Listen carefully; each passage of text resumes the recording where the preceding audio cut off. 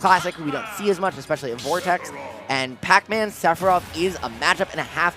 This is the Japan Classic, probably most popularized by Ken and T very recently, a double down, but boy, we're in for a set. And I am joined by a man who just won his match, K3H. It's good to have you. It's good to have you here as we're coming into game one on PS2. And good stuff versus Zeke there. Thank you, thank you. Yep, absolutely. So getting right into it, just Galaga into a Pac-Man combo, Kiwi not finding too much there, and LuQ just, I mean, that's a big sword. Yeah, it is. That's a big, big sword. So looking for the Z drop there into something, Kiwi just making use of the Hydrant, trying to charge bonus fruit.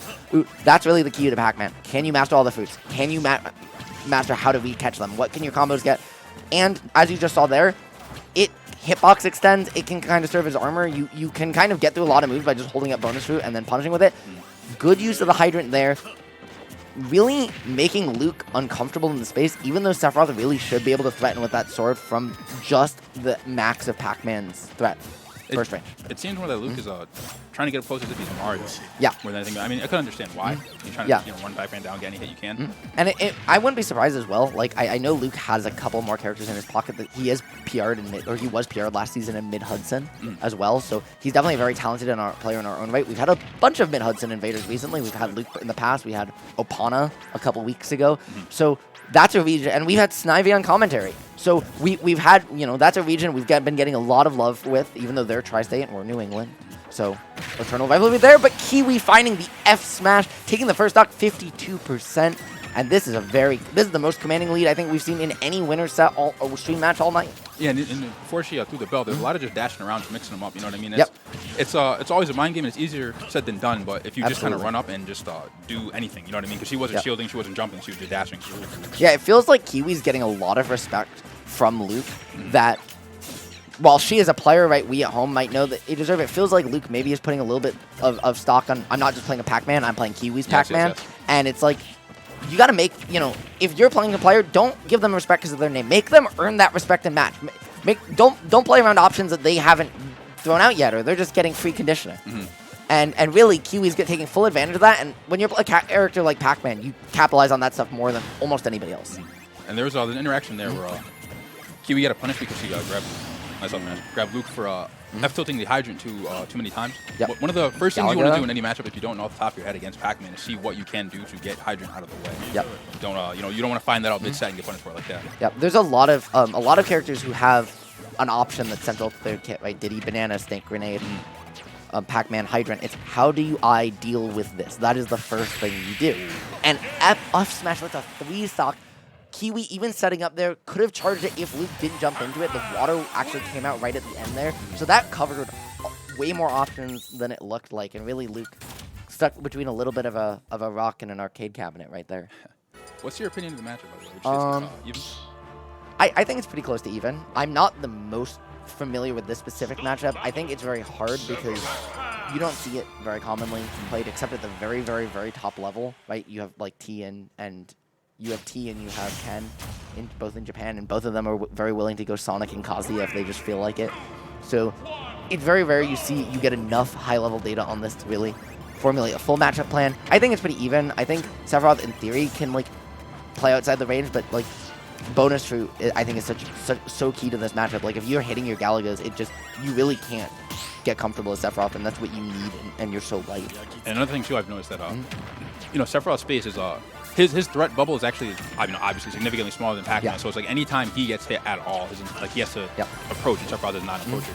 And it's very hard for Sephiroth too in this matchup to threaten Pac-Man when Pac-Man is above him because up air is so slow, and up smash is the slowest in the game, and you can just drop Hydrant. Whereas even if you drop Hydrant, suddenly you're stuck in hitting the Hydrant, and Pac-Man can just get around you, and now you're stuck. And Pac-Man, why did the zoners in this game have such good boxing tools? I don't understand. It's crazy. You either have a good boxing option or a good up you out of shield, so even if you're close to him, it's not bad for him. Yep, and you've got side B there. Pac-Man's recovery all the way from the depths, absolutely one of the most flexible in the game, unless you can hit that pellet, which very few characters actually have the tool to do practice. And that was the bell setup in a down smash. That was Kiwi just knows. Kiwi just knows what LuQ wants to do right now. Fair into down. Wow, that was jab block looking for the Galaga combo extension. Gets the Galaga into a third grab into I thought she was gonna grab it a fourth time right there. That was she just was like, I want it again and again and again and again. She's like using extra lives on the arcade mission right now. That's crazy. When Kiwi's off stage, I think LuQ could go for Scintilla. Well, especially for the side B. I mean, obviously you have to read like the angle or just react really quickly once the pellets are out. Yep, but I think you're right. That is an option that LuQ needs to start threatening, because even if it doesn't come out, that was pretty funny. Like even if it doesn't hit, it's something Kiwi has to start respecting, and it's something that changes the distance she has to play at. But that's just a melon, and you can't get hit by that. It just moves at such a weird speed. It definitely feels like LuQ maybe isn't the most familiar with this matchup either. I understand. Downward angle to F tilt. Yeah, you don't play a lot of good Pac-Mans, and Kiwi is certainly one of them. Or Pac-Mans in general, let alone the good ones.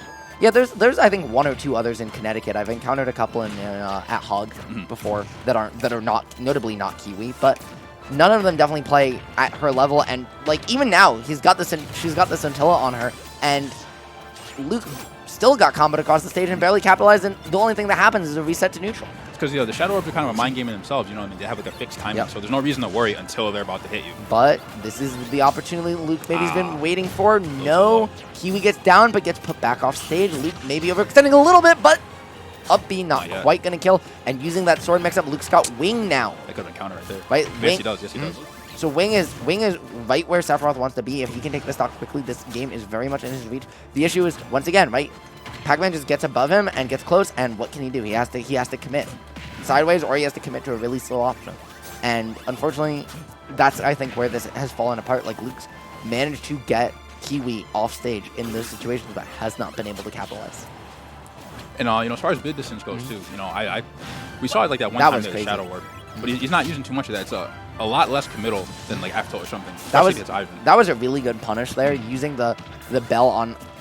Knowing the bell would stay around longer because it hit Hydrant, and Kiwi would run up to grab it and just waiting and punishing him. But unfortunately not taking the game, but LuQ definitely feeling very comfortable in the moment, and that was the set. Sorry, I just completely blanked on that being the set, because that felt like it went by just so quickly, especially between two players who are as talented as those. And coming up now ahead, I think we have